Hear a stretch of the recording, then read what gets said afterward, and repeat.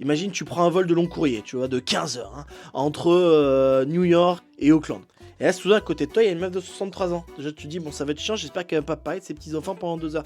Et là, elle commence un peu à bouger, hein, et elle meurt. Voilà, devant toi, à côté de toi. Et elle meurt. Et tu dois rester pendant tout le trajet à côté d'elle. C'est ce qui est arrivé à ce mec-là.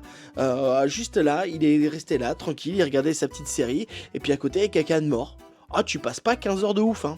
Les 15 heures, elles passent pas très vite, je pense. Puis à un moment, tu sais, il y a des trucs qui brusquent, comme tu sais, il y a des turbulences à un moment, puis là, t'as la main qui vient sur ta main, tu fais, ah, elle est morte, putain, c'est horrible. Ah, il faudrait que ça soit bien, c'est que ça soit tombé sur un nécrophile. Là, il serait content. Ça pourrait partir en couille, pour le coup. Ouais, et donc du coup, pendant tout le trajet, le mec, tout le monde, il y avait la personne qui était morte, décédée sur le côté. Alors, ce qu'il faut, c'est que normalement, je crois qu'il se chie dessus, non, quand il meurt. Donc, tu vois, tu préfères vraiment que les gens enlèvent leurs chaussures, tu vois. Là, ça schlingue, mais là, le caca, c'est un peu hardcore. Et en fait, le problème qu'il y a dans cette histoire, c'est que ça n'est jamais vraiment arrivé ailleurs.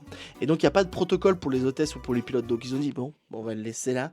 Vous voulez une petite couverture? Ah merde, bah non, vous pouvez pas répondre, vous êtes décédé. Alors, du coup, voilà. Et au moins, ces petites couvertures qui ne servent à rien, on est d'accord qu'elles sont toutes fines dans les avions, bah là, au moins, là, ça sert à cacher, quoi, tu vois. C'est pas l'odeur. En même temps, comment tu auras un protocole? Tu vas faire quoi? Tu vas le jeter par la fenêtre?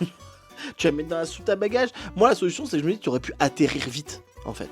Je pense que tu demandes au gars, on est en trajet, on va perdre 6 heures, est-ce que ça te dérange pas qu'on descende vite, tu vois? Mais bien sûr, moi j'ai pas envie de rester tout le temps dans les trucs, quoi, tu vois. Il y a des gens qui parlent toujours tout seuls, comme là, moi je fais devant vous, qui parlent à des gens mais qui écoutent pas. Et là, le mec il aurait pu parler pendant des heures, elle est morte, tu vois.